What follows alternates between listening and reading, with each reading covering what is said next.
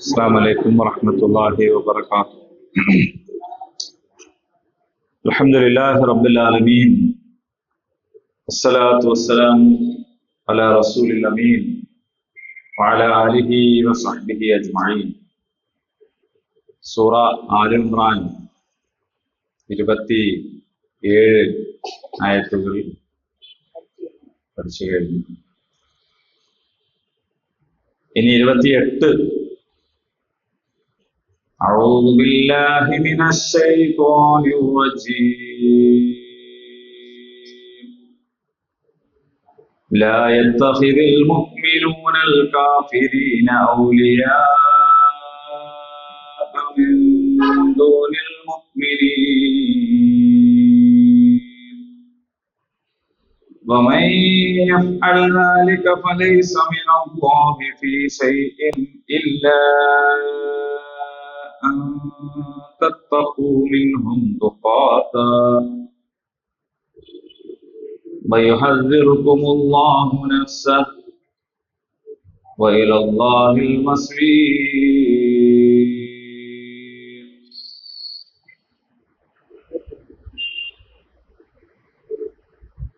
പറയുക, ആധിപത്യത്തിനുടമയായ അല്ലാഹുവേ, നീ ഇച്ഛിക്കുന്നവർക്ക് നീ ആധിപത്യം നൽകുന്നു, നീ ഇച്ഛിക്കുന്നവരിൽ നിന്ന് ആധിപത്യം നീക്കിക്കളയുന്നു, നീ ഉദ്ദേശിക്കുന്നവരെ നീ പ്രതാപികളാക്കുന്നു, നീ ഉദ്ദേശിക്കുന്നവരെ നിന്ദ്യരാക്കുകയും ചെയ്യുന്നു. എല്ലാ സൗഭാഗ്യങ്ങളും നിന്റെ കയ്യിലാണ്. തീർച്ചയായും നീ എല്ലാ കാര്യത്തിനും കഴിവുറ്റവൻ തന്നെയാണ്. നീ രാവിനെ പകലിലേക്ക് കടത്തിവിടുന്നു, പകലിനെ രാവിലേക്കും കടത്തിവിടുന്നു. നീ ജീവനില്ലാത്തതിൽ നിന്ന് ജീവനുള്ളതിനെ പുറപ്പെടുവിക്കുന്നു, ജീവനുള്ളതിൽ നിന്ന് ജീവനില്ലാത്തതിനെ പുറപ്പെടുവിക്കുന്നു. നീ ഇച്ഛിക്കുന്നവർക്ക് നീ കണക്കില്ലാതെ നൽകുന്നു. ഇതാണ് തൊട്ടു മുമ്പുള്ള 2 ആയത്തുകൾ. ഇനി ഇതിന്റെ വാക്കർത്ഥം നോക്കാം. ലാ യത്തഖിദ്, നീ സ്വീകരിക്കരുത്, അൽ മുഅ്മിനൂൻ അല്ലെങ്കിൽ മുഅ്മിനീങ്ങൾ. ലാ യത്തഖിദ്, സ്വീകരിക്കരുത്, അൽ മുഅ്മിനൂൻ സത്യവിശ്വാസികൾ സ്വീകരിക്കരുത്. അങ്ങനെയാണ്. നീ സ്വീകരിക്കരുതാണെങ്കിൽ ഇങ്ങനെ വരും, തത്തഖിദു എന്ന് വരും. നിങ്ങൾ സ്വീകരിക്കരുത്. ലാ യത്തഖിദിൽ മുഅ്മിനൂൻ എന്നാണ്. മുഅ്മിനീങ്ങൾ സ്വീകരിക്കരുത്, അൽ കാഫിരീൻ സത്യനിഷേധികളെ, ഔലിയാ വലിയകളായി. എന്താ നമുക്ക് പറയാം? മിൻ ദൂൻ കൂടാതെ, അൽ മുഅ്മിനീൻ സത്യവിശ്വാസികളെ കൂടാതെ. വമൻ യഫ്അൽ ദാലിക, അങ്ങനെ ആരെങ്കിലും ചെയ്യുന്നുവെങ്കിൽ ഫലൈസ മിനല്ലാഹി ഫീ ശൈഅ, അവൻ അല്ലാഹുവുമായിട്ട് യാതൊരു ബന്ധവുമില്ല. ഇല്ലാ അൻ തത്തഖൂ, നിങ്ങൾ കരുതലോടെ പ്രവർത്തിക്കുകയാണെങ്കിൽ, മിൻഹും അവരുമായി, തുഖാത ഒരു കരുതൽ. വയുഹദ്ദിറുക്കും നിങ്ങൾക്ക് താക്കീത് നൽകുന്നു അല്ലാഹു, നഫ്സഹു അവനെ പറ്റി, വഇലല്ലാഹിൽ മസീർ മടക്കം അല്ലാഹുവിലേക്കാകുന്നു എന്നാണ്. ഔലിയാ എന്ന് പറഞ്ഞാൽ എന്താണ്? നമ്മള് ചിലപ്പോൾ ഒരു വ്യക്തിയെ കുറിച്ചും ഔലിയ എന്ന് പറയലുണ്ട്. ഔലിയ ഔലിയ ചില ആൾക്കാരെ പറ്റിയിട്ട് ഔലിയ എന്ന് പറയില്ലേ, അയാൾ ഔലിയാണ് അല്ലേ? അപ്പോ കൊറേ ഔലിയ ഉണ്ടെങ്കിൽ ഔലിയാക്കന്മാരെന്നും പറയും. പക്ഷെ യഥാർത്ഥത്തിൽ ഔലിയ എന്ന് പറഞ്ഞാൽ തന്നെ കുറെ ആളായി, മനസ്സിലായേ? പിന്നെ ഔലിയാക്കന്മാരെന്ന് പറയേണ്ട കാര്യമില്ല. വലിയ എന്നാണ് ഏകവചനം. വലിയ കുറെ വലിയാണെങ്കിൽ ഔലിയാ എന്നാണ്. വലിയ നിങ്ങൾക്ക് അറിയണ വലിയകളുടെ പേര് പറയൂ. ഏ അരെ ആ ആ ആ ആ വെരി ഗുഡ്. അത് വേറൊരു വലിയ. നിക്കാഹിന് കൈ കൊടുക്കൂലേ വലിയ? ആ അതൊരു ശരിയാണ്. പിന്നെന്താണ് വലിയുല്ലാഹി, അള്ളാഹുവിന്റെ വലിയ എന്ന് പറയലില്ലേ? അതാരാണ് അള്ളാഹുവിന്റെ വലിയ? അള്ളാഹുവിന്റെ വലിയ എന്ന് പറഞ്ഞാൽ ആരാണ് എന്ന് നമുക്ക് മനസ്സിലായിക്കൊള്ളണമെന്നില്ല. കാരണം ഒരാളുടെ നിയ്യത്ത്, അയാളുടെ അമലുകള്, അയാളുടെ ഈമാൻ, ഇതൊക്കെ ആയിട്ട് ബന്ധപ്പെട്ടാണ് അത് ഇരിക്കുന്നത്. ഈ മൂന്നും തിരിയൂല നമുക്ക്. ഒരാളുടെ അമൽ എന്താന്ന് നമുക്ക് തിരിയൂല. ഒരാളുടെ അമല് എന്ന് പറയുന്നത്, ഇപ്പൊ ഒരാൾക്ക് വെള്ളം കൊടുക്കുകയാണ്, കുടിക്കാൻ ദാഹിച്ചു വലഞ്ഞ ഒരാൾക്ക് വെള്ളം കൊടുക്കുന്നു. ആ പ്രവർത്തനം നമ്മൾ കണ്ടുവെങ്കിലും ആ പ്രവർത്തനം എന്താണ് എന്ന് നമുക്ക് മനസ്സിലാവില്ല. പൊതുവിൽ കാണുമ്പോൾ നമ്മൾ പറയും നല്ല ഒരു കാര്യമാണ് അയാൾ ചെയ്യുന്നത്. പക്ഷെ അത് നല്ല കാര്യമാകുന്നത് അയാളുടെ നിയ്യത്തും കൂടി പരിഗണിച്ചിട്ടാണ്. അപ്പൊ നമുക്ക് മനസ്സിലാവൂല ഇതെന്താണ്. ഒരാൾ ഒരു കർമ്മം ചെയ്യുന്നത് കണ്ടാൽ പുറമേക്ക് കാണുന്നതനുസരിച്ച് മനസ്സിലാക്കാനേ നമുക്ക് കഴിയൂ. അങ്ങനെ വേണ്ടതുള്ളൂ. ഒരാളെ സഹായിക്കുന്നു, ആ സഹായിക്കുന്നത് കണ്ടാൽ നമ്മൾ അയാളെ അത് പോസിറ്റീവായി എടുക്കുക. അയാൾ സഹായിക്കുന്നു, നല്ല കാര്യം എന്ന് നമ്മൾ മനസ്സിലാക്കുന്നു, അയാൾ അഭിനന്ദിക്കുന്നു. പക്ഷെ ആ സഹായം അയാളെ സംബന്ധിച്ച് ഒരു സ്വാലിഹായ അമലാണോ എന്ന് ചോദിച്ചാൽ അത് നമുക്ക് അറിഞ്ഞൂടാ. കാരണം സ്വാലിഹായ അമലാകുന്നത് എങ്ങനെയാണ്? അയാളുടെ നിയ്യത്തനുസരിച്ചാണ്. അപ്പോ നിയ്യത്ത്, ഈമാൻ, അമല് ഇതൊക്കെയായി ബന്ധപ്പെട്ടാണ് ഒരാൾ അള്ളാഹുവിന്റെ വലിയാണോ ശൈത്താന്റെ വലിയാണോ, അയാൾ അള്ളാഹുവിനെ വലിയാക്കിയ ആളാണോ ശൈത്താനെ വലിയാക്കിയ ആളാണോ എന്ന് മനസ്സിലാവുക. അതുകൊണ്ട് ഈ ലോകത്തുനിന്ന് ഒരാളെ കുറിച്ചും നമുക്ക് അങ്ങനെ തീർപ്പ് കൽപ്പിക്കാൻ പറ്റൂല. വിചാരിക്കാനും ആഗ്രഹിക്കാനും ഒക്കെ കഴിയും ഇന്നാള് വലിയ ആയിരിക്കും. കാരണം അയാളുടെ മൊത്തം കാര്യങ്ങൾ കണ്ടു നോക്കുമ്പോ അങ്ങനെ നമുക്ക് തോന്നുന്നു. അങ്ങനെ പറ്റും, അങ്ങനെ പറ്റും. അതിന്റെ അപ്പുറത്തേക്ക് പറ്റൂല. എല്ലാ മനുഷ്യന്മാരും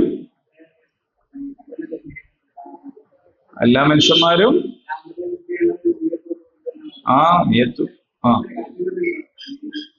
അതെ. അതായത്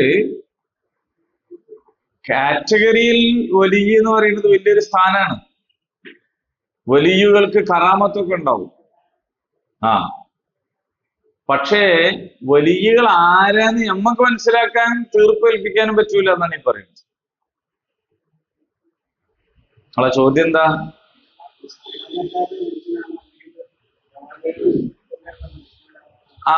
സാധാരണക്കാരായ മനുഷ്യർ തന്നെയാണ് വലിയാവുക. വലിയകൾ എന്ന് പറഞ്ഞാൽ കച്ചവടക്കാര്, കർഷകര്, വിദ്യാർത്ഥികള്, കൂലിപ്പണിക്കാര്, തൊഴിലാളികള്, തൊഴിൽ ഉടമകള്, നമ്മൾ മുതലാളി എന്ന് പറയുന്നവര്, പണ്ഡിതന്മാര്, എല്ലാവരിലും വലിയ ഉണ്ടാവും. അല്ല, പാണ്ഡിത്യവുമായിട്ടല്ല അതിന്റെ ബന്ധം. കറാമത്ത് എന്ന് പറയുന്നത് എന്താന്ന് വെച്ചാല് അള്ളാഹു അവരെ പ്രത്യേകമായി ആദരിക്കുന്നത് കാരണത്താൽ അവർക്ക് ചില പ്രത്യേക സഹായങ്ങളൊക്കെ അള്ളാഹിന്റെ അടുത്തുനിന്നുണ്ടാവും. അതുണ്ടാവും. അങ്ങനെ ചേർത്താൻ പറ്റൂല. വലിയുല്ലാഹി എന്നൊരാളെ പറ്റി പറയണേ നമ്മക്ക് മനസ്സിലാവണ്ടേ ഇത് വലിയനാണോ? അതെ. അപ്പൊ അങ്ങനെ ഒരാൾക്ക് ഒരു സ്ഥാനപ്പേര് കൊടുക്കാൻ നമുക്ക് കഴിയില്ല. പ്രവാചകന്മാർക്ക് മുഅ്ജിസത്ത് ഉണ്ടാവുമല്ലോ. പ്രവാചകന്മാർക്ക്, അമ്പിയാക്കൾക്ക് മുഅ്ജിസത്ത് ഉണ്ടാവുമല്ലോ. അതേപോലെ വലിയകൾക്ക് കറാമത്തും ഉണ്ടാവും. അത് പക്ഷേ തന്നിഷ്ടത്തിന് വേണ്ടി ചെയ്യുന്ന കാര്യമല്ല. ഇപ്പൊ നിങ്ങൾ നോക്കൂ, മൂസാ നബിനെ പറ്റി പറയുമ്പോൾ നീ വടി നിലത്തിടൂ എന്ന് പറയുമ്പോഴാണ് വടി നിലത്തിടുന്നത്. അപ്പൊ അത് പാമ്പാകുന്നു. ആ വടി കൊണ്ട് നീ പാറമേൽ അടിക്കൂ, അപ്പോഴാണ് വെള്ളം വരുന്നത്. നീ ആ വടി കൊണ്ട് കടലിലടിക്കൂ, അപ്പോഴാണ് അത് പൊളരുന്നത്. അല്ലാണ്ട് ഈ വടിയും കൊണ്ട് പോയിട്ട് ഇങ്ങനെ മൂസാ നബി ഇങ്ങനെ തോന്നുമ്പോ എന്തൊക്കെയല്ല, അങ്ങനല്ല. അപ്പൊ മുഅ്ജിസത്ത് പോലും അല്ലാഹുവിന്റെ ഒരു ഇതിന്, അള്ളാഹിന്റെ കൽപ്പന പ്രകാരം എന്താവുകയാണ്, ചെയ്യാണ്. എങ്കിൽ പിന്നെ കറാമത്ത് എന്ന് പറയുന്നത് എന്തായാലും എങ്ങനെയായിരിക്കൂല, സ്വന്തം ഇഷ്ടത്തിന് എന്തെങ്കിലുമൊക്കെ കാട്ടിക്കൂട്ടുന്ന പരിപാടി അല്ല. അപ്പൊ അതിനെക്കുറിച്ചൊക്കെ തെറ്റിദ്ധരിച്ചതാണ്. വലിയകൾക്ക് അള്ളാഹുവിന്റെ പ്രത്യേകമായ സഹായവും പ്രത്യേകമായ പദവിയും അനുഗ്രഹങ്ങളും ഒക്കെ ഉണ്ടാകും. വലിയ എന്ന് പറയുന്നത് പിന്നെ അങ്ങനെ പ്രത്യേക വേഷമോ പ്രത്യേകമായ രൂപമോ പ്രത്യേകമായ എന്തെങ്കിലും ഡിഗ്രിയോ ഒന്നുമല്ല. ഈ ഇരിക്കുന്നവരിൽ വലിയകൾ ഉണ്ടാകും, അള്ളാഹുവിന്റെ വലിയകൾ. അവര് ദുആ ചെയ്താലൊക്കെ പടച്ചോൻ വേഗം കേൾക്കും. അവര് ദുആ ചെയ്താൽ അള്ളാഹു പെട്ടെന്ന് ഇജാബത്ത് നൽകും. അങ്ങനെയൊക്കെ ഉണ്ട്. അപ്പൊ എന്താണ് ഒരാൾ വലിയാകാൻ വേണ്ടത് എന്ന് ചോദിച്ചാൽ അള്ളാഹിനെയും റസൂലിനെ അനുസരിക്കുക എന്നുള്ളത് തന്നെയാണ്.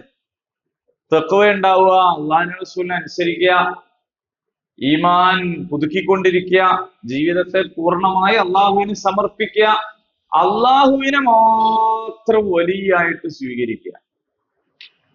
ഇതാണ് ഒരാൾ വലിയാവാൻ വേണ്ടത്. ഏതെങ്കിലും ഒരു പ്രത്യേക കുടുംബത്തിൽ പറക്കുകയോ മനുഷ്യന്മാർക്ക് ചെയ്യാൻ പറ്റാത്ത അത്യത്ഭുതങ്ങൾ പ്രകടിപ്പിക്കുകയോ ഇസ്ലാമിക ശരീഅത്തിൽ നിന്നും അഴിമാറി സഞ്ചരിക്കുകയോ ഒന്നും ചെയ്യലല്ല വലിയാവാൻ വേണ്ടത്. ഒരാൾ ശറഈ നിയമം എന്ന് പറയേണ്ടിയില്ല, ശരീഅത്ത് തന്നെ പാലിക്കുന്നില്ലെങ്കിൽ പിന്നെ അയാൾ അള്ളാഹുവിന്റെ വലിയാവൂല. അത് ക്രൈസ്തവതയിൽ നിന്ന് കിട്ടിയ ഒരു സംഗതിയാണ്. നമുക്ക് ക്രൈസ്തവ വിശ്വാസികൾ എന്ത് ചെയ്യുന്നു എന്ന് ചോദിച്ചാൽ, അവരിൽ നിന്ന് ചില ആൾക്കാർ മരിച്ചു പോയാല് അവരെ അത്ഭുത കൃത്യങ്ങളൊക്കെ പരിഗണിച്ച് അത് റിപ്പോർട്ട് ചെയ്ത് അവരെ വിശുദ്ധരായിട്ട് പ്രഖ്യാപിക്കും. അങ്ങനെ വിശുദ്ധരായിട്ട് പ്രഖ്യാപിച്ചു കഴിഞ്ഞാൽ ഇവർ ദുആ ചെയ്യുമ്പോൾ അവരോട് പറയും, നിങ്ങള് പടച്ചവനോടൊന്ന് പറഞ്ഞേക്കിട്ടോ ഞങ്ങളെ കാര്യം, വിശുദ്ധ തോമാസ് ലീഹയെ ഞങ്ങൾക്ക് വേണ്ടി അപേക്ഷിക്കണമേ, വിശുദ്ധ അൽഫോൻസാമ്മയെ ഞങ്ങൾക്ക് വേണ്ടി അപേക്ഷിക്കണമേ എന്നൊക്കെ ഇവര് പ്രാർത്ഥിക്കുന്നത് അങ്ങനെയാണ്. ആ പ്രാർത്ഥന, അവരുടെ ഈ ഇടപാടുകൾ, അത്തരം സംഗതികൾ നമ്മൾ അനുകരിച്ചതാണ്. നമ്മളെ സമുദായത്തില് ചിലര് മരിച്ചു കഴിഞ്ഞാല് അങ്ങനെ ഉള്ള പ്രാർത്ഥനയും അങ്ങനെയുള്ള ഇടതേട്ടവും ഒക്കെ വന്നു. യഥാർത്ഥത്തിൽ ഇസ്ലാമിൽ അതില്ല.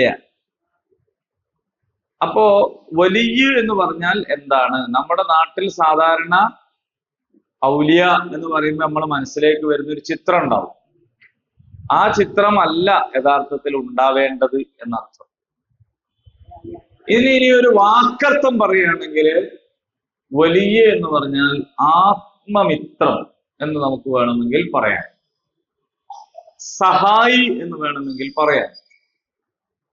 ആത്മമിത്രവും സഹായിയും ആണ് വലിയ എന്ന് പറഞ്ഞാൽ. മിത്രങ്ങൾ ധാരാളം ഉണ്ടാകും. നമുക്ക് പലരുമായി മൈത്രി ബന്ധമുണ്ടാകും. അങ്ങനെ ആവാം, ഫ്രണ്ട്ഷിപ്പ്. പലരുമായിട്ടും നമുക്ക് എല്ലാം ഉണ്ടാവും, മൈത്രി ബന്ധം. നമ്മൾ മൈത്രി പുലർത്തേണ്ടവരാണ് എല്ലാവരോടും. നമ്മളിങ്ങനെ ആളുകളോട് തെറ്റിയും പണങ്ങിയും തിരിഞ്ഞും നിൽക്കേണ്ടവരല്ല. നമ്മളെല്ലാവരെയും സ്നേഹിക്കുകയും എല്ലാവരെയും ചങ്ങാത്തം കൂടുകയൊക്കെ ചെയ്യേണ്ട ആളുകളാണ്. ആ സ്വഭാവത്തിൽ ഉണ്ടാകും. പക്ഷേ അതിനേക്കാൾ അപ്പുറത്ത് നമുക്ക് ചിലരോട് കൂടുതൽ അടുപ്പുണ്ടാവും. പുതിയ ഭാഷയിൽ പറഞ്ഞാൽ ചിലർ ബെസ്റ്റ് ആയിരിക്കും. ബെസ്റ്റ് ഫ്രണ്ട് ഒക്കെ കഴിഞ്ഞു, ഇപ്പൊ ബെസ്റ്റിയാണ്. അപ്പോ വളരെ അടുത്ത അല്ലേ, ഒരു ദിവസം കണ്ടിട്ടില്ലെങ്കിൽ വിഷമം, സംസാരിച്ചിട്ടില്ലേ പിന്നെ പറയാം ചങ്ക്, ചങ്ക് എന്ന് പറയും. അപ്പോ അത് നമ്മള് പണ്ടൊക്കെ പറയാ മനസാക്ഷി സൂക്ഷിപ്പുകാർ. ഓനെ പറ്റി എന്തും മറ്റവരോട് ചോദിച്ചാൽ അറിയാം, ഓളെ പറ്റി എന്തും മറ്റവരോട് ചോദിച്ചാൽ അറിയാം, ഇങ്ങനെയല്ല.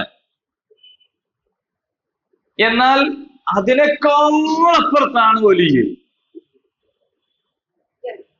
അതിനേക്കാളും അപ്പുറത്താണ് വലിയ. എല്ലാം അങ്ങ് കൊടുക്കണം, അങ്ങനത്തെ ബന്ധം. അതാരുമായിട്ടും ആവാം, അപ്പോലെ വലിയാവും. അത് ശൈത്താനുമായിട്ടാണെങ്കിൽ ശൈത്താന്റെ വലിയാവും, അള്ളായിട്ടാവുമ്പോ അള്ളാന്റെ വലിയാവും. എന്നെ നയിച്ചോളൂ, ഞാൻ വരാം, നിരുപാധികം ചോദ്യം ചെയ്യലുകളില്ലാതെ. ആരെയാണോ ഏൽപ്പിക്കുന്നത് അതാണ് വലിയ. നീങ്ങും, അങ്ങനെ നീങ്ങും. അപ്പോഴാ വലിയ ആവാ.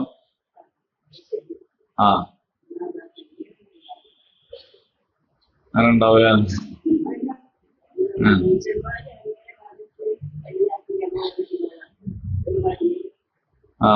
അത് നടക്കും.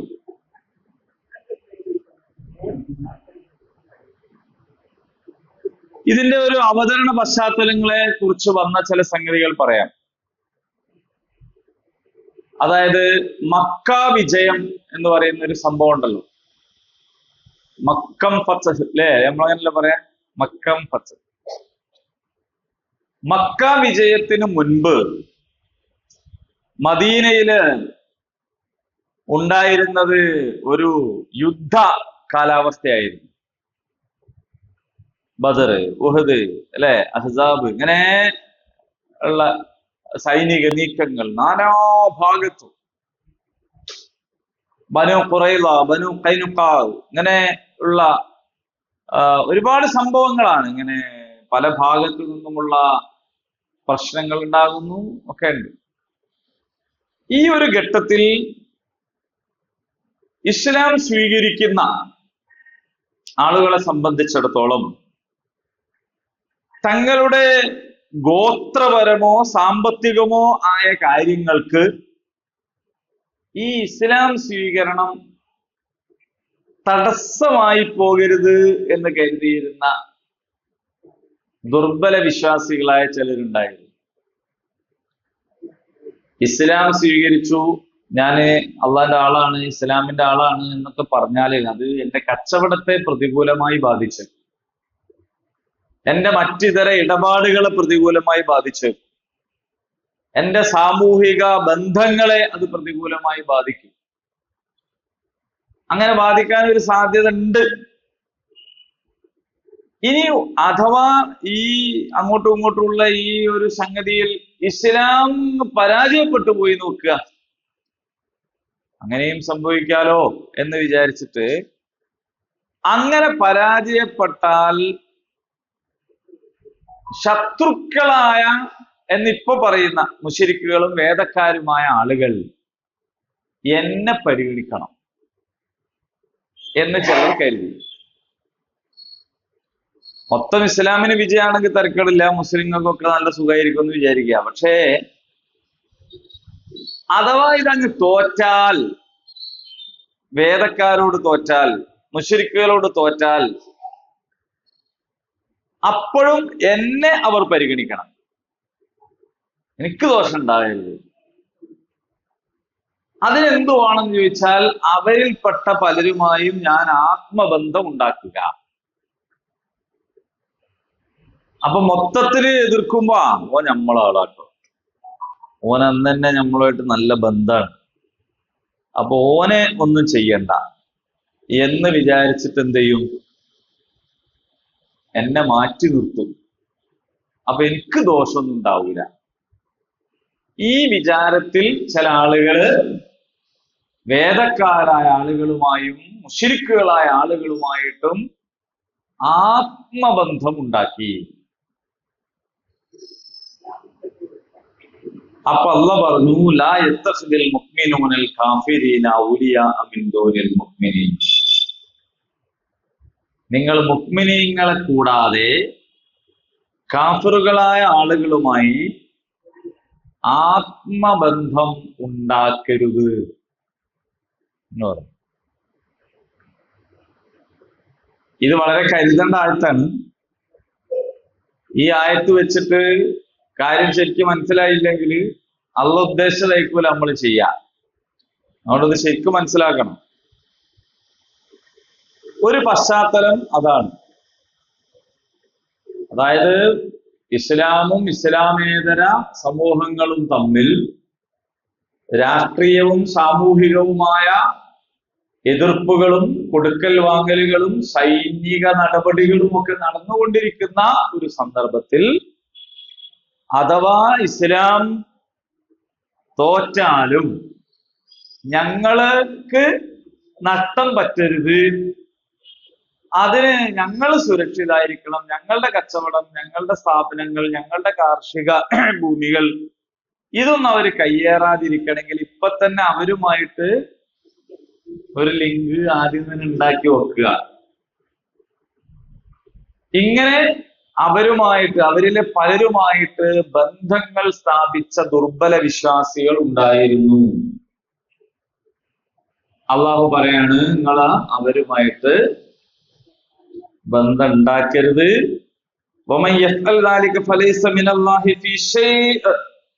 ഇനി അങ്ങനെ ആരെങ്കിലും ചെയ്താൽ ഓൾക്ക് അള്ളാന്റെ അടുത്തൊന്നും ഒന്നുമില്ല, ഇല്ല. ഇല്ലാൻ തത്തഖൂ മിൻഹും തുഖാത. ഇനി ആരെങ്കിലും കരുതലോടെ വർത്തിക്കുകയാണെങ്കിൽ അത് വേറൊരു കാര്യമാണ്. കരുതലോടെ വർത്തിക്കുകയാണെങ്കിൽ അത് വേറൊരു കാര്യമാണ്. കാരണം ഇസ്ലാമിക സമൂഹത്തിൽ ജീവിച്ചുകൊണ്ടിരിക്കെ, അള്ളാഹുവിനെ തന്നെ വലിയായി സ്വീകരിക്കെ, മുഅ്മിനീങ്ങളുമായിട്ട് തന്നെ ആത്മബന്ധങ്ങൾ പുലർത്തവേ, അവരുടെ നാശവും അവരിൽ നിന്നുണ്ടാകുന്ന അതിക്രമങ്ങളും തടുക്കാൻ വളരെ ബോധപൂർവമായ ചില തീരുമാനങ്ങൾ നിങ്ങൾ എടുക്കുന്നതിന് വിരോധമില്ല.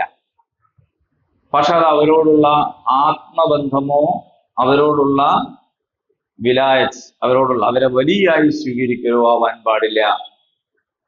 ഒരു പശ്ചാത്തലം പറഞ്ഞിട്ടുള്ളൂ. അടുത്തൊരു പശ്ചാത്തലം പറയാം. അതെന്താന്ന് വെച്ചാൽ, അൻസാരികൾ ആയവരിൽ ചിലർ, അൻസാരികൾ എന്ന് പറഞ്ഞാൽ ആരാ? മദീനയിലുള്ള മുഹാജിറുകൾ, മക്കയിൽ നിന്ന് വന്ന മുഹാജിറുകളെ സഹായിച്ച മദീനയിലുള്ളവർ, അവർക്ക് വലിയ സ്ഥാനാണ്. അവരിൽ ചിലര് കഅബ് ബിൻ അഷ്റഫ് തുടങ്ങിയ ജൂതന്മാരുമായി ആത്മബന്ധം സ്ഥാപിച്ചു.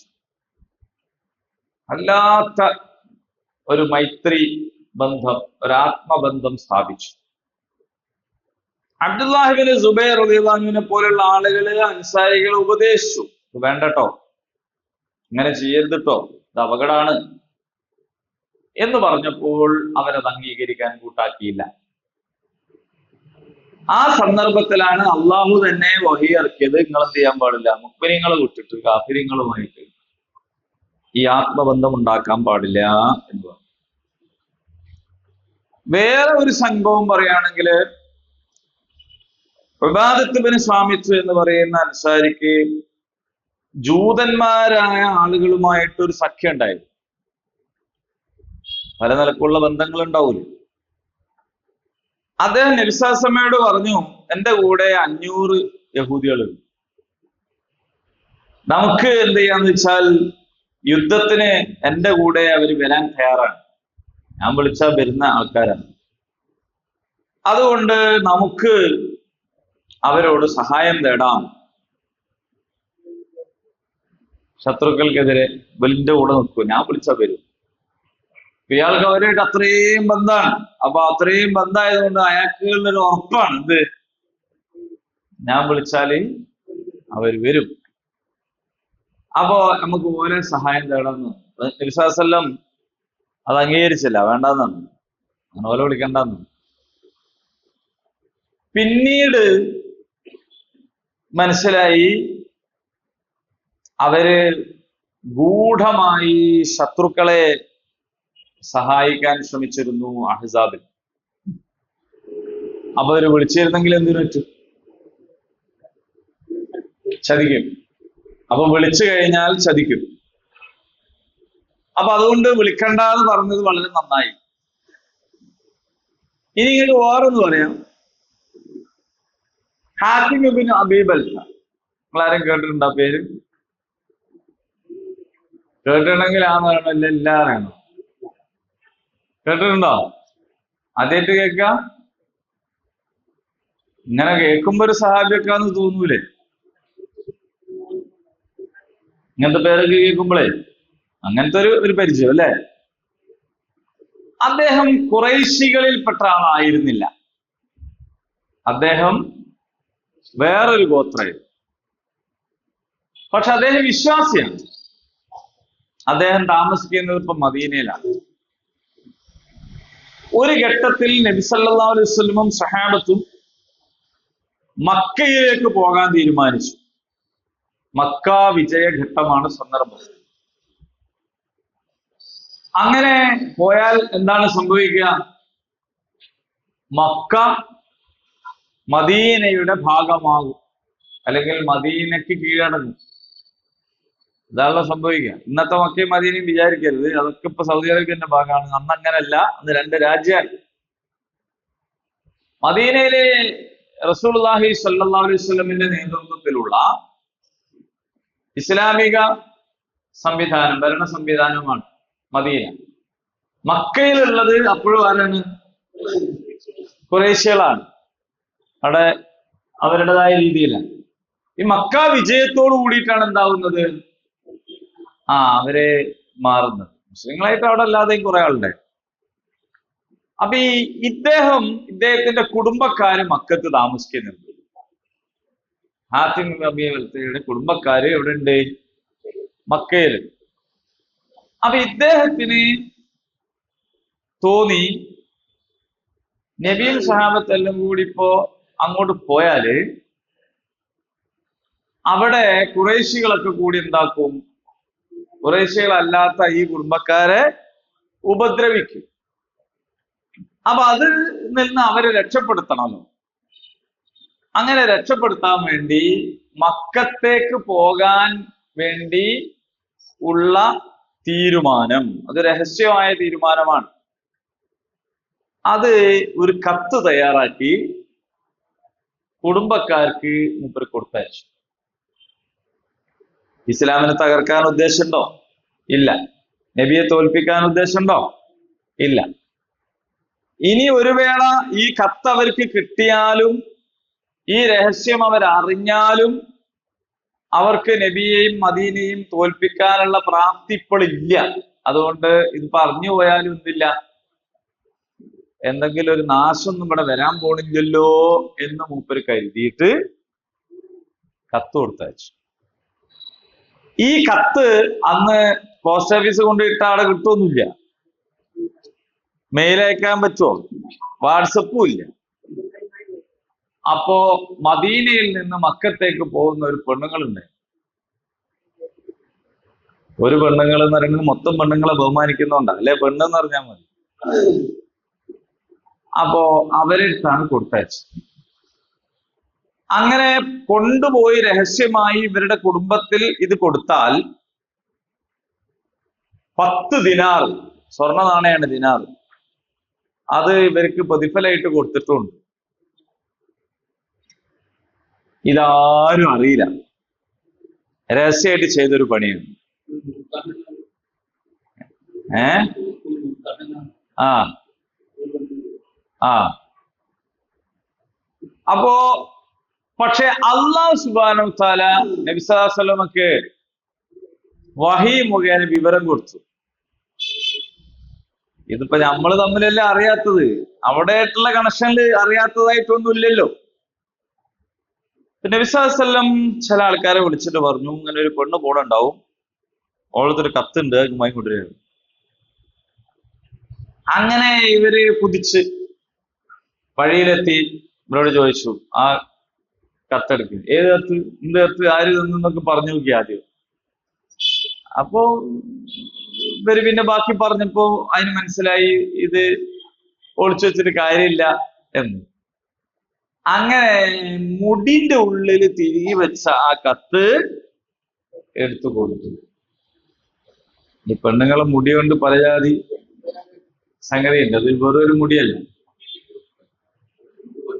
അതുകൊണ്ടാണ് ഇത് മൂടി മറിച്ച് നടക്കരുത് എന്ന് പറയണേ. കാരണം ഇതിങ്ങനെ ചെയ്യുന്ന ആൾക്കാർക്ക് മുടി മറക്കണ ആളെ കാണുമ്പോൾ ഇങ്ങനെ എന്തോ ചെയ്ത് എന്ന് വിചാരിക്കും. അവനാന്റെ സ്വഭാവം മറ്റുള്ളവർക്ക് ഉണ്ടെന്നാണല്ലോ വിചാരിക്കും. അപ്പോ ഇതിൻ്റെ ഉള്ളിലൊക്കെ എന്തെല്ലോ ഉണ്ട് എന്ന് പോലെ അങ്ങ് വിചാരിക്കും. നമ്മളെ മുടിന്റെ ഉള്ളിൽ ഒന്നുമില്ല എന്നുള്ളത് ഓർക്ക് അറിയില്ല. അപ്പൊ എന്താന്ന് വെച്ചാല് ഈ പെണ്ണ് മുടിന്റെ ഉള്ളിൽ നിന്ന് ഈ കത്തെടുത്ത് കൊടുത്തു.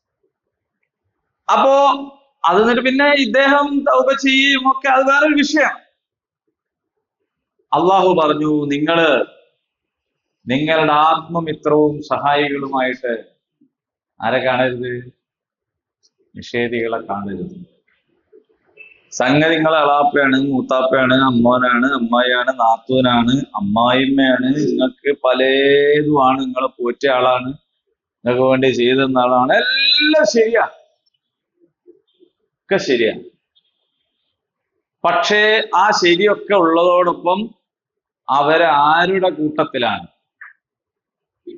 അവർ ഇസ്ലാമിക സമൂഹത്തിന് ഖൈറുണ്ടാവാൻ വേണ്ടി പണിയെടുക്കുന്നവരുടെ കൂട്ടത്തിലല്ലെങ്കിൽ നിങ്ങൾ അവരുമായിട്ട് ആത്മബന്ധം പുലർത്തരുത്.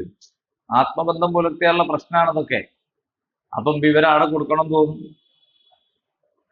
അങ്ങനെ രഹസ്യങ്ങൾ പുറത്താകും, നീക്കങ്ങൾ പുറത്താകും, തന്ത്രങ്ങൾ വെളിവാകും. വളരെ രഹസ്യമായിട്ട് കമ്മിറ്റിയിലെടുത്ത് തീരുമാനമായിരിക്കും, അതൊക്കെ ആടെ കൊണ്ടുപോയി കൊടുക്കും. അപ്പോ ഈ ആത്മബന്ധം എന്ന് പറയുന്നത് വലിയൊരു സംഗതിയാണ്. അത് മുഅ്മിനീങ്ങളുമായിട്ടാണ് വേണ്ടത്. അപ്പൊ ഇവിടെ ഉണ്ടായി വരാൻ സാധ്യതയുള്ള, അല്ലെങ്കിൽ ബോധപൂർവം ചിലർ ഉണ്ടാക്കിയെടുത്തിട്ടുള്ള ചില കാര്യങ്ങളുണ്ട്. അതിലേക്ക് ഞാൻ വരാം. അതിനു മുമ്പ് അള്ളാഹു സുബ്ഹാനഹു തആല ഈ വലിയ് എന്നതിനെ കുറിച്ച് ഖുർആനിലെ വേറെ ചില സ്ഥലത്ത് പറഞ്ഞത് കൂടി ഉദാഹരണമായിട്ട് പറയാം. അതിലൊന്ന് നിങ്ങൾ പഠിച്ച സൂറത്തുൽ ബഖറയിലെ 257 ആയത്താണ്. അല്ലാഹു വലിയുല്ലദീന ആമനൂ യുഖ്രിജുഹും മിനൽ ളുലുമാതി ഇലൻ നൂർ വല്ലദീന കഫറൂ ഔലിയാഉഹുമുത് താഗൂത്ത് യുഖ്രിജൂനഹും മിനൻ നൂരി ഇലൽ ളുലുമാത് ഉലൈക അസ്ഹാബുൻ നാരി ഹും ഫീഹാ ഖാലിദൂൻ.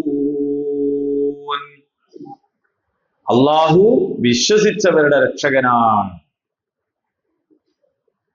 അവൻ അവരെ ഇരുളുകളിൽ നിന്ന് വെളിച്ചത്തിലേക്ക് നയിക്കുന്നു. എന്നാൽ സത്യനിഷേധികളുടെ രക്ഷാധികാരികൾ താഗൂത്താണ്. അവർ അവരെ നയിക്കുന്നത് വെളിച്ചത്തിൽ നിന്ന് ഇരുളുകളിലേക്കാണ്. അപ്പോൾ നയിക്കുന്ന ഒരാൾക്കാണ് വലിയ എന്ന് പറയാൻ മനസ്സിലായി. നിശ്ചലമായി നിൽക്കുന്ന ഏതെങ്കിലും ചിത്രങ്ങളോ വിഗ്രഹങ്ങളോ മാത്രമല്ല, വെളിച്ചത്തിൽ നിന്ന് ഇരുളുകളിലേക്ക് നയിക്കുക എന്ന് പറഞ്ഞ നേതാവല്ലേ? നയിക്കുന്ന ആൾക്കാണ് നേതാവ് എന്ന് പറയും. അങ്ങനെ നയിക്കുന്നതിനെയാണ് താവൂത്ത് എന്ന് പറയുന്നത്. അപ്പൊ നയിക്കുന്നത് എങ്ങോട്ടാണ്? വെളിച്ചത്തിൽ നിന്ന് ഇരുളുകളിലേക്കാണ്. അപ്പോൾ നിഷേധികളുടെ വലിയ അല്ലല്ല, താവൂത്താണ്. താഗൂത്ത് എന്ന് പറഞ്ഞാൽ ഇബ്ലീസ് എന്നല്ല, ആ ശൈത്വാനീയത്തിലൂടെ ജനങ്ങളെ നയിച്ചുകൊണ്ടിരിക്കുന്ന, അത് ചിലപ്പോ ആൾ ദൈവങ്ങളാവാം, നേതാക്കന്മാരാകാം, സ്ഥാപനങ്ങളാകാം, പ്രസ്ഥാനങ്ങളാവാം, എന്തുമാവാം. ഇനി വേറൊരു ബന്ധം പറയുന്നുണ്ട്. അതെങ്ങനെയെന്ന് വെച്ചാൽ മുഅ്മിനീങ്ങൾ തമ്മിലാണ്. വൽ മുഅ്മിനൂന വൽ മുഅ്മിനാത്തി ബഅ്ദുഹും ഔലിയാഉ ബഅദ്. സൂറത്ത് തൗബ 71. യഅ്മുറൂന ബിൽ മഅറൂഫ് വയൻഹൗന അനിൽ മുൻകർ വയുഖീമൂന അസ്സലാത വയുഅ്തൂന അസ്സകാത വയുതീഊന അല്ലാഹ വറസൂലഹു ഉലൈക സയർഹമുഹുമുല്ലാഹ് ഇന്നല്ലാഹ അസീസുൻ ഹകീം. വിശ്വാസികളായ ആണുങ്ങളും പെണ്ണുങ്ങളും ബഅ്ദുഹും ഔലിയാഉ ബഅദ്, അവർ പരസ്പരം ആത്മമിത്രങ്ങളും സഹായികളുമാകുന്നു. എന്തിനു വേണ്ടി? യഅ്മുറൂന ബിൽ മഅറൂഫ് വയൻഹൗന അനിൽ മുൻകർ, നന്മ കൽപ്പിക്കാനും തിന്മ വിരോധിക്കാനും, നിസ്കരിക്കാനും സക്കാത്ത് കൊടുക്കാനും. നിസ്കരിക്കാനല്ല കേട്ടോ, നിസ്കാരം വ്യവസ്ഥാപിതമായി നിലനിർത്താൻ ആണ് യുഖീമുന സ്വലാ. സക്കാത്ത് നൽകാൻ, അള്ളാഹുവിനെ അനുസരിക്കാൻ, റസൂലിനെ അനുസരിക്കാൻ വേണ്ടി പരസ്പരം വലിയുകളാണ്. ആര്? മുഅ്മിനീങ്ങളായ ആണുങ്ങളും പെണ്ണുങ്ങളും.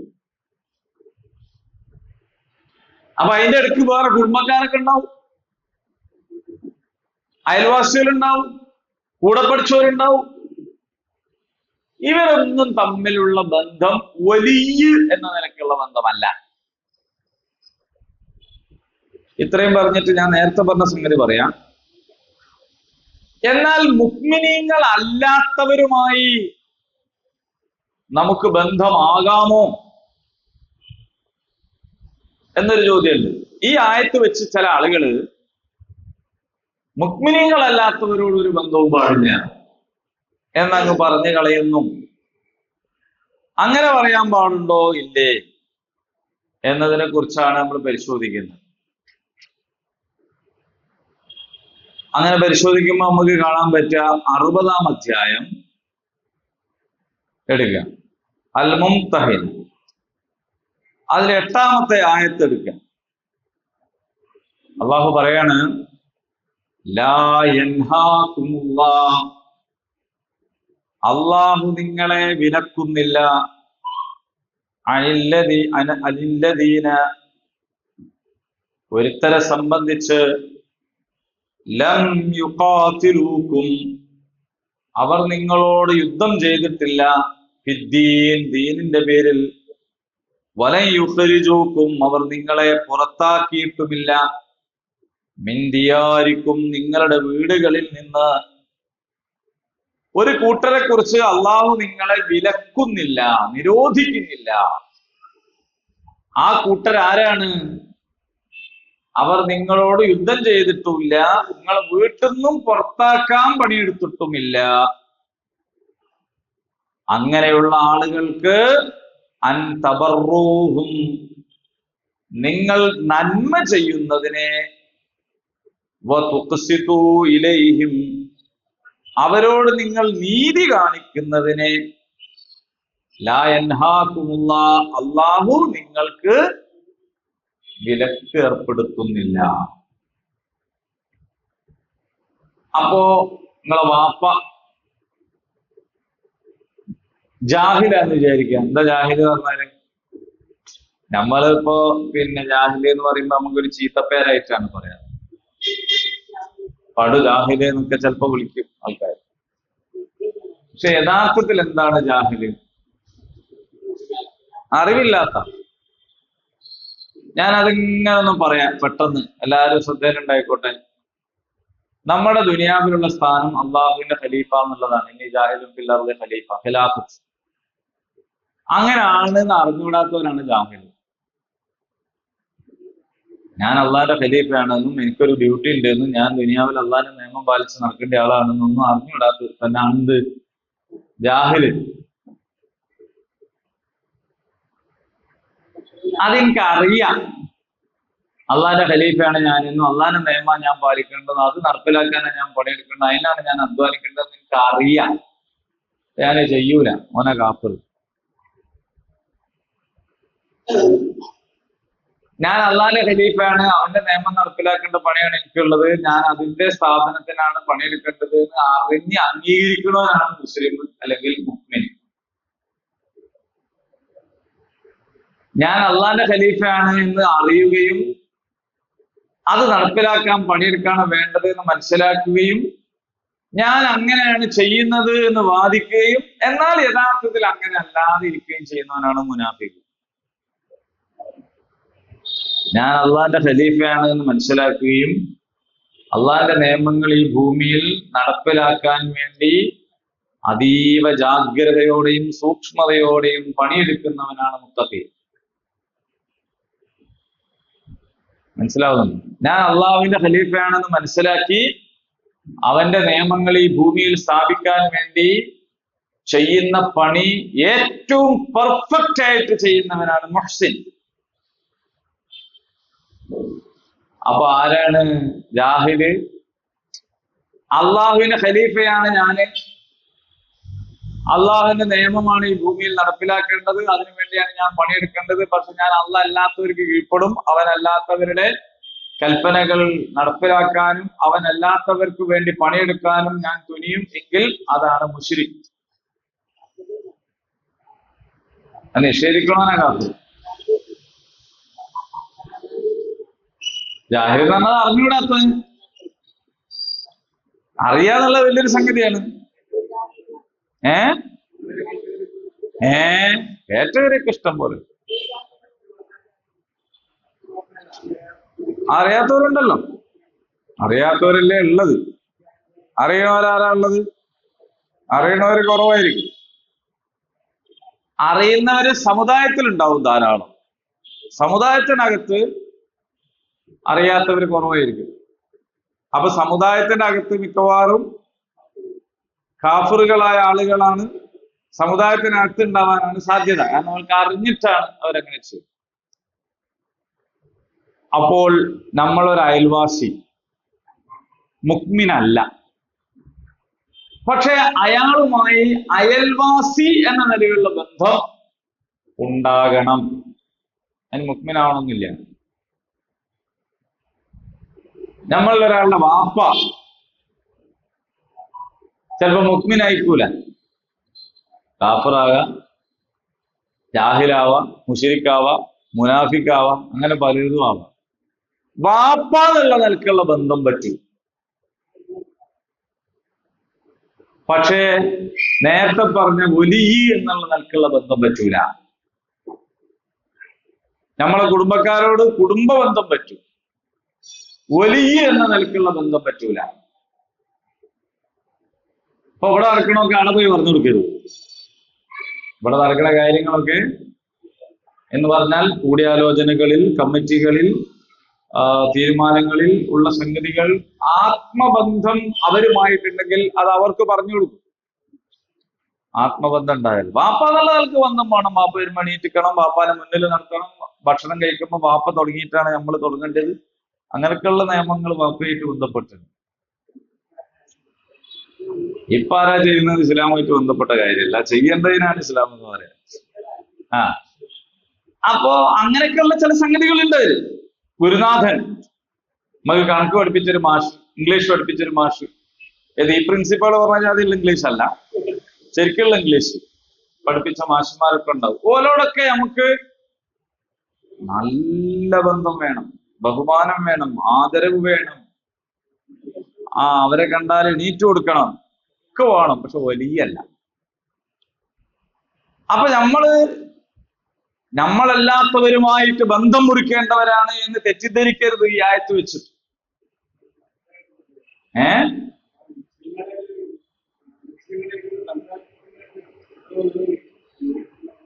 അത്രേ ഉള്ളൂ.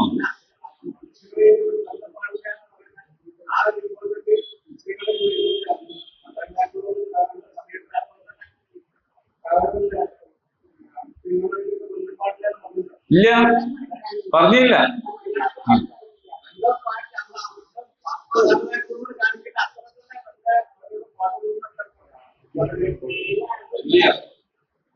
അള്ളാഹുവിന്റെ വലിയകളായ മുഅ്മിനീങ്ങൾ വലിയായിട്ട് മുഅ്മിനീങ്ങളല്ലാത്തവരെ സ്വീകരിക്കരുത്. അങ്ങനല്ലാത്ത ബന്ധങ്ങളൊക്കെ നമ്മൾ മുറിക്കാൻ പാടില്ല. അയൽവാസിയാണെങ്കിൽ അയൽവാസി എന്നുള്ള ബന്ധം വേണം. മാതാപിതാക്കളാണെങ്കിൽ മാതാപിതാക്കൾ എന്നുള്ള ബന്ധം വേണം. ഭാര്യയാണെങ്കിൽ ഭാര്യ എന്നുള്ള ബന്ധം വേണം. ഈ ആയത്ത് ദുർവ്യാഖ്യാനിച്ച് പരസ്പരം ബന്ധം മുറിക്കാൻ പറയുന്നവരുണ്ട്. അതുകൊണ്ട് ഞാൻ വളരെ ഗൗരവത്തിൽ ഇത് നിങ്ങൾ മനസ്സിലാക്കണം എന്ന് പറയുന്നത്. ഇതിനെ വെച്ചിട്ട് ബന്ധം ഉണ്ടാവരുത് എന്ന് പറയുന്നവരുണ്ട്. അതെ, ദുർവ്യാഖ്യാനം ചെയ്തിട്ടുണ്ട്. അതുകൊണ്ടാണ് ഞാനിത് നിങ്ങളോട് വ്യക്തമായി വീണ്ടും പറയണത്.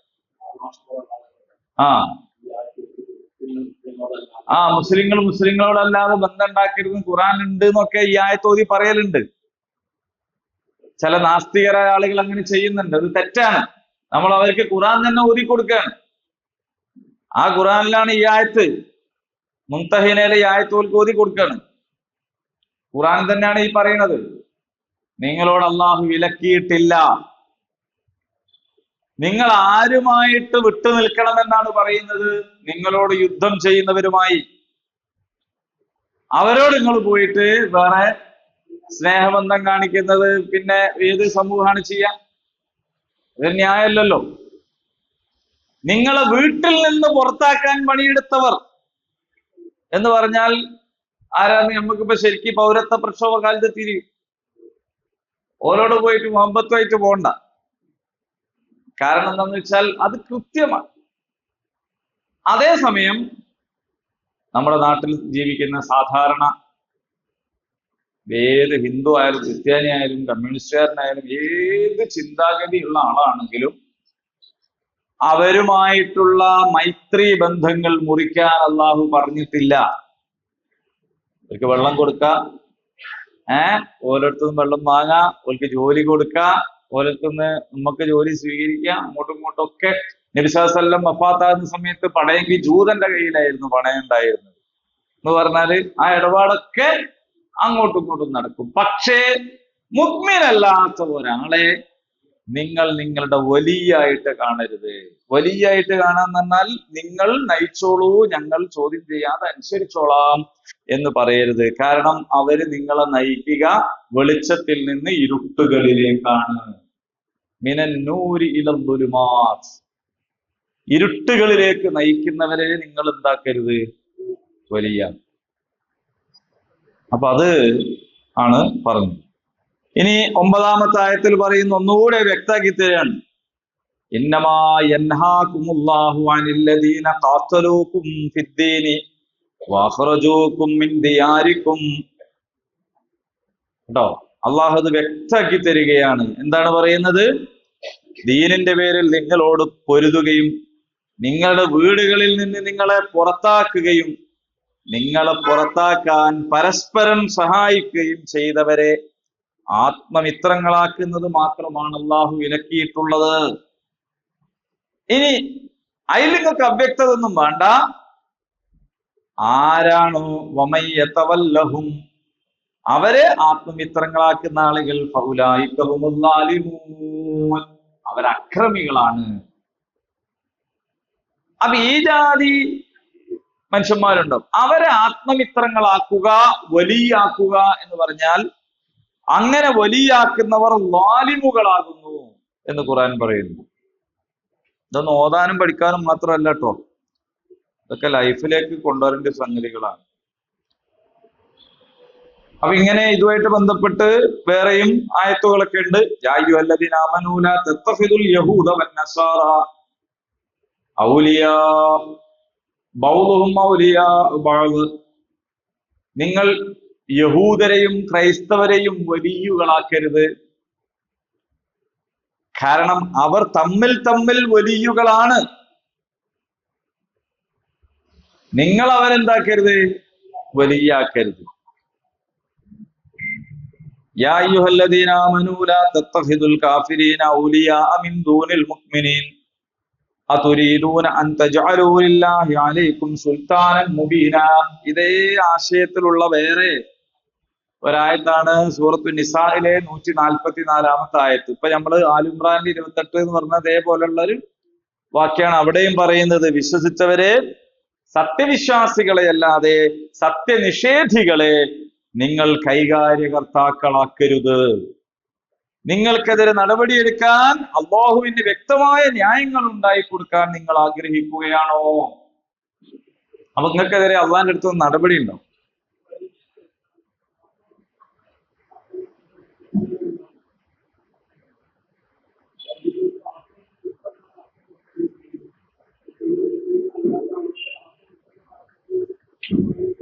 അത് ആത്മമിത്രം എന്ന് പറഞ്ഞാൽ എന്താണെന്ന് മനസ്സിലാക്കുന്നിടത്താണ് തെറ്റിദ്ധാരണന്റെ പ്രശ്നം വരിക. ആത്മമിത്രം എന്ന് പറഞ്ഞാൽ നിങ്ങൾ അവര് ആയിട്ട് ചങ്ങാത്തം കൂടരുത്, ഫ്രണ്ട്സ് ആക്കരുത് എന്നല്ല. ഫ്രണ്ട്സ് ലിസ്റ്റിൽ അവരുണ്ടാവരുത് എന്നല്ല. തെറ്റിദ്ധാരണ ഉണ്ടാക്കുന്നത് പറയാതിരിക്കണം, അതാണ് നല്ലത്. പക്ഷെ അതിനൊരു മലയാളം എന്താ പറയാ, ഒറ്റ വാക്ക്. അതാണ് പ്രശ്നം. കൈകാര്യകർത്താക്കൾ, അത് നല്ല വാക്കാണ്, അത് ഉപയോഗിക്കാം. ചങ്ങാതി നന്നായാൽ കണ്ണാടി വേണ്ടെന്ന് പറയും. വലിയ ആക്കരുത് എന്നാണ്. നിങ്ങൾക്ക് മനസ്സിലായിണ്ടാന്ന് വിചാരിക്കാം. മറ്റൊരു തെറ്റിദ്ധാരണ നമുക്ക് എന്തെങ്കിലും ചെയ്യാം, ഇപ്പൊ നമുക്ക് തിരിയോ. മറ്റൊരു തെറ്റിദ്ധാരണ ഒരു പ്രശ്നം തന്നെയാണ്.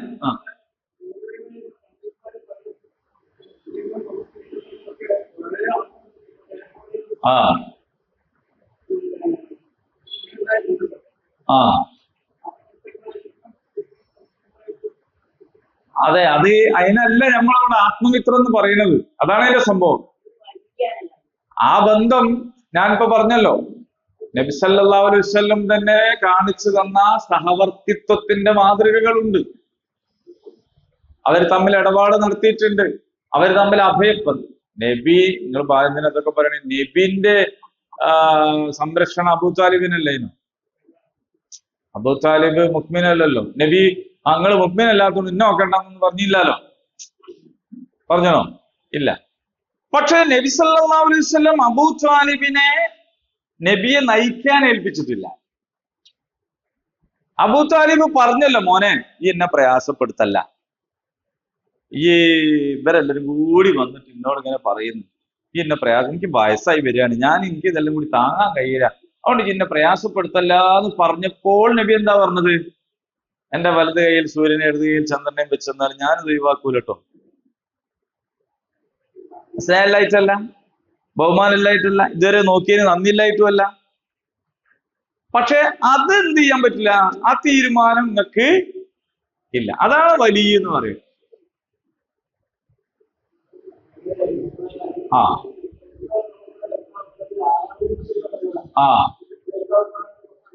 അതെ.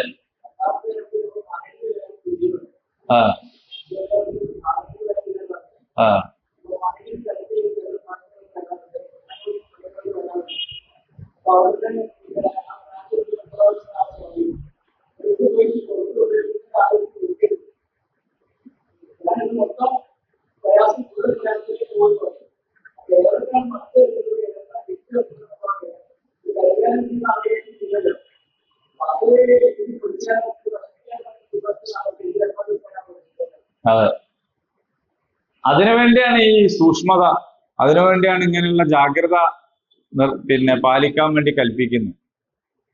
ശത്രുത പരത്തുക എന്നതല്ല ഇതിന്റെ ഉദ്ദേശം. ഓരോരുത്തരോടുമുള്ള നമ്മുടെ സമീപനം അവരെ മനസ്സിലാക്കിക്കൊണ്ടും തിരിച്ചറിഞ്ഞുകൊണ്ടും ആയിരിക്കണം എന്നതാണ്. നിങ്ങളുടെ ഏറ്റവും അടുത്ത ഒരു സുഹൃത്ത് ഒരു ഹിന്ദുവോ ക്രിസ്ത്യാനിയോ അല്ലെങ്കിൽ ഒരു നാസ്തികനോ ആകുന്നതിനെ ഇസ്ലാം വിരോധിക്കുന്നില്ല.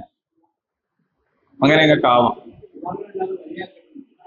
അതേ സമയത്ത് നിങ്ങളെ നയിക്കാനും നിങ്ങളെ കാര്യങ്ങൾ കൈകാര്യം ചെയ്യാനും നിങ്ങളെല്ലാ കാര്യങ്ങളും പങ്കുവെക്കുകയും ഒക്കെ ചെയ്യുന്ന, എല്ലാം വരമേൽപ്പിക്കുകയൊക്കെ ചെയ്യുന്ന അവസ്ഥയിൽ അങ്ങനെയുള്ളവരെ നിങ്ങൾ സ്വീകരിക്കരുത്. ആദർശമാണ് പ്രശ്നം. മതനിരാസ ആദർശമുള്ള ഒരാളെയാണ് നിങ്ങളുടെ കാര്യങ്ങൾ തീരുമാനമെടുക്കാൻ നിങ്ങൾ റെഫർ ചെയ്യുന്നതെങ്കിൽ നിങ്ങൾ തെറ്റിപ്പോകൂലേ? എന്താ സംശയം? നിങ്ങൾ ആരെ അനുസരിച്ചുകൊണ്ടാണ്, ആരെ മാതൃകയാക്കിക്കൊണ്ടാണ്, ആരെ പിൻപറ്റിക്കൊണ്ടാണ് ജീവിക്കുന്നത്? അത് ദീനില്ലാത്ത ഒരാളാണെങ്കിൽ നിങ്ങളുടെ കാഴ്ചപ്പാടിൽ മാറ്റം ഉണ്ടാവും. നിങ്ങൾ വിഷയങ്ങളെ വിശകലനം ചെയ്യുന്നവർക്ക് നിങ്ങളുടെ രീതി മാറും, നിങ്ങളുടെ സ്വഭാവത്തിൽ അത് മാറും. നിങ്ങൾക്ക് നിസ്കാരം ഉണ്ടാവും, നോമ്പും സക്കാത്തും ഒക്കെ ഉണ്ടാവും. അതൊക്കെ ഉണ്ടായിരിക്കെ തന്നെ ഒരു മതനിരാസത്തിൻ്റെതായ സാമൂഹിക ക്രമത്തിന് അനുയോജ്യമായ രീതിയിൽ നിങ്ങളുടെ കാഴ്ചപ്പാടുകൾ മാറും.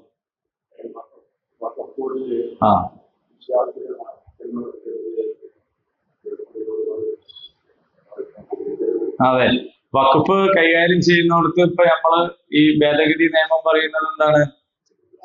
അല്ലാത്തവർ വേണമെന്നാണ്. അല്ലാത്തവരുണ്ടാവുമ്പോ പിന്നെ ഇത്തരത്തിലുള്ള പല സംഗതികളും വരും.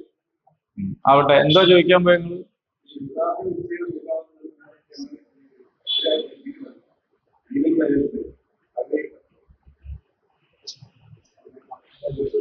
എന്താണ്? വിവാഹത്തിന് ഇവന്റ് മാനേജ്മെന്റിനെ ഏൽപ്പിക്കുന്നതിന് പ്രശ്നമല്ല. പക്ഷെ ഇവന്റ് മാനേജ്മെന്റ് എന്ത് ചെയ്യണമെന്ന് തീരുമാനിക്കുന്നിടത്താണ് പ്രശ്നം. ഓലാണ് തീരുമാനിക്കുന്നതെങ്കിൽ ആണ് പ്രശ്നം. നമ്മളാണ് യഥാർത്ഥത്തിൽ നിങ്ങൾക്കറിയാം, ഇപ്പോ മെഗാസ്റ്റാർ മമ്മൂട്ടി ഭയങ്കരമായൊരു നടനല്ലേ?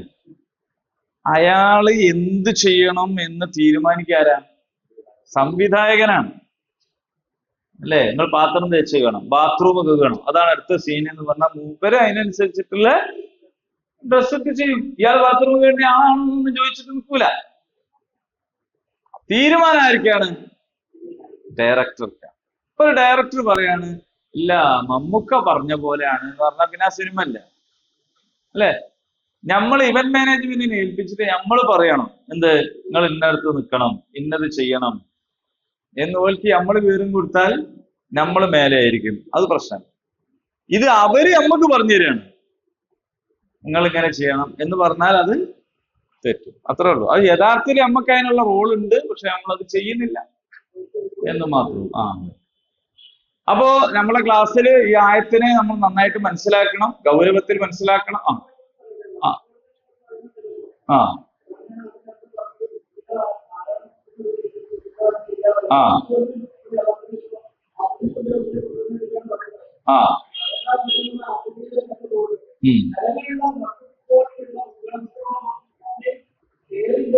ഓരോരുത്തരുടെ ഇസ്ലാം എത്രയാണ്?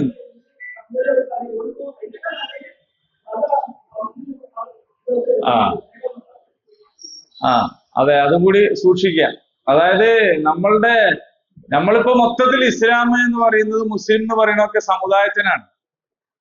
ഖുർആനോ ഇസ്ലാമിന്റെ കാഴ്ചപ്പാടോ ഒരു സമുദായം എന്ന അർത്ഥത്തിലല്ല. സമുദായം എന്ന അർത്ഥത്തിലാണെങ്കിൽ നമ്മളിപ്പോ മുശ്രിക്ക് എന്നും ഖുറൈശി എന്നും ഒക്കെ പറയുന്ന പലരും എന്തായിരിക്കും? മുസ്ലിം ആയിരിക്കും. സമുദായം എന്ന അർത്ഥത്തിലല്ല ഇസ്ലാമിന്റെ ഒരു സംഗതിയുള്ളൂ, ഒരു ഇടപാടും ഉള്ളത്. ആദർശം എന്നതാണ്. അതെ അതെ അരി ഹുസൈൻ, അങ്ങനെയുള്ള പല ആളുകളുണ്ട്. അപ്പൊ അത്തരം ആളുകളൊക്കെ പിന്നെ ആദർശം എന്തെന്നുള്ളതാണ്, അല്ലാണ്ട് സമുദായം എന്നൊരു വിഷയം അല്ല. ഇപ്പൊ ഇവിടെ തന്നെ ഈ ആയത്തിനെ തെറ്റിദ്ധരിപ്പിക്കുന്ന ആളുകളോട് നമുക്ക് പറയാനുള്ള അതാണ്, സത്യനിഷേധികളുമായി കൂട്ടുണ്ടാവരുത് എന്ന് പറഞ്ഞാൽ അതിന്റെ അർത്ഥം മറ്റു മതക്കാരനോടൊന്നുമല്ല, മറ്റ് സമുദായക്കാരനോടൊന്നല്ല. ഈ സമുദായത്തിന്റെ അകത്ത് തന്നെയാണ് കാഫിറുണ്ടെങ്കിൽ ഓനോട് എന്ത് ചെയ്യാൻ പാടില്ല? ഓനെ വലിയാക്കാൻ പാടില്ല എന്ന് തന്നെയാണ്. അപ്പൊ സമുദായം, വർഗം എന്നൊക്കെ പറയുന്നത് നമ്മൾ ഉണ്ടാക്കി വെച്ചൊരു തോടാണ്. അതിന്റെ ഉള്ളിലുള്ളവരോടുള്ള പ്രത്യേക സംഗതിയൊന്നും അതിലില്ല. ആദർശ ബന്ധമാണ് പ്രധാനപ്പെട്ട കാര്യം. നിങ്ങൾ പ്രാദേശികമായി നിങ്ങൾക്ക് മനസ്സിലാവുമെന്ന് പറഞ്ഞ ഉദാഹരണങ്ങളിലൊക്കെ ഉള്ളത് സമുദായത്തിന് പുറത്തുള്ള ആളെ അയക്കൂല. നമുക്കെതിരെ നിൽക്കുന്നവര്, നമ്മുടെ സംവിധാനത്തെ തകർക്കാൻ ഉദ്ദേശിക്കുന്നവര് ഒന്നും സമുദായത്തിന്റെ പുറത്തുള്ളവരായിരിക്കൂല അല്ലെ? അപ്പൊ അവരോട് മൈത്രി ബന്ധം, ആത്മബന്ധം എന്ന് പറഞ്ഞാൽ ഒരു നല്ല സുഹൃത്തായിക്കൂടെ, അവനെ കല്യാണത്തിന് വിളിക്കേണ്ടെന്നൊന്നുമല്ല. പക്ഷേ അവരോട് നമ്മുടെ ഉള്ളുകള്ളികൾ അറിയുന്ന നമ്മുടെ കൈകാര്യകർത്താക്കളായി അവരെ വെച്ചാൽ അത് അപകടമാണ് എന്നതാണ്. ഓക്കെ, ഇൻഷാ അല്ലാഹ്. അപ്പൊ ഇനി ഈ ആയത്തിൽ, ഖുർആനിലെ ഏത് ആയത്താണെങ്കിലും ആ ഒരൊറ്റ ആയത്തിലല്ല കാര്യങ്ങൾ മനസ്സിലാക്കേണ്ടത്. ആ ആയത്തിനോട് ചേർന്ന് ഖുർആനിന്റെ വ്യത്യസ്ത ഭാഗങ്ങളിൽ വേറെയും ആയത്തുകൾ ഉണ്ടാവും. ആ ആയത്തുകൾ കൂടി ഇതിനോട് വെച്ച് ചേർക്കുമ്പോഴാണ് നമുക്ക് ശരിയായ പിന്നെ കാഴ്ചപ്പാട് എന്താണ്, എങ്ങനെയാണ് എന്നൊക്കെ മനസ്സിലാക്കി കിട്ടുക. ഇൻഷാ അല്ലാഹ്. അള്ളാഹു തൗഫീഖ് ചെയ്യുമാറാകട്ടെ. ഈ ക്ലാസ് എനിക്ക് തോന്നുന്നത് നമ്മുടെ നിത്യജീവിതവുമായി ബന്ധപ്പെട്ട വളരെ പ്രധാനപ്പെട്ട ഒന്നാണ്. അതുകൊണ്ട് തെറ്റിദ്ധാരണ ഉണ്ടാവരുത് എന്ന് പറയാനേ പറ്റൂ. തെറ്റിദ്ധാരണ ഒരാളും വിചാരിച്ചിട്ടുണ്ടാകുന്നതല്ല. ശരിയാന്ന് വിചാരിച്ചിട്ട് ധരിക്കുക, തെറ്റായി പോകുന്നതാണ്. കഴിയെങ്കിൽ ഈ ക്ലാസ് ഇനി നിങ്ങൾ കേട്ടോളൂ. ഞാൻ ആവശ്യമുള്ള പോയിന്റുകളൊക്കെ ഇതിൽ പറഞ്ഞിട്ടുണ്ട്. ഇല്ലെങ്കിൽ നിങ്ങൾ യൂട്യൂബിൽ ഒന്നുകൂടി കേട്ടാൽ മതി. ഇൻഷാ അല്ലാഹ്. അള്ളാഹു സുബ്ഹാനഹു വ തആല തൗഫീഖ് ചെയ്യുമാറാകട്ടെ. നമ്മുടെ വീഴ്ചകൾ അള്ളാഹു പുറത്തെരുമാറാകട്ടെ. اللهم ربنا تقبل منا انك انت السميع العليم وتب علينا انك انت التواب الرحيم.